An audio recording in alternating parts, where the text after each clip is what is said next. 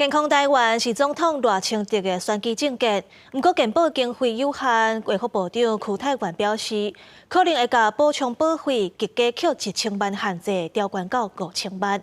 另外，要因应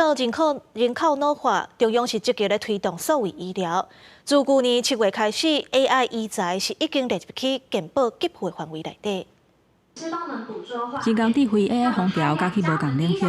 国发会甲卫福部嘛积极推动数位医疗发产业的发展。健保署从去年7月份开始，头一届甲 AI 医材纳入健保的给付，利用 AI 监控手术的病人性命的现象，会当减少手术了后的并发症甲医疗费用的支出。 让医师可以提早的做一些处置，来减少在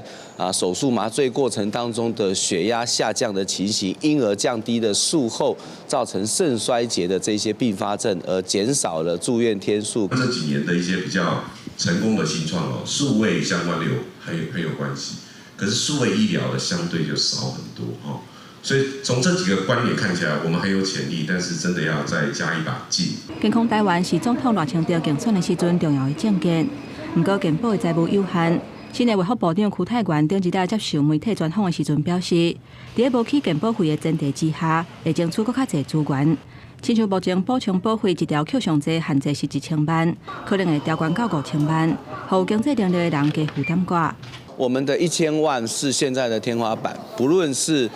亿、2亿、3亿，都以1000万计。好，那适度的提高可以增加这个补充保费的来源。赵总统强调讲，已经启动健保法修法的程序，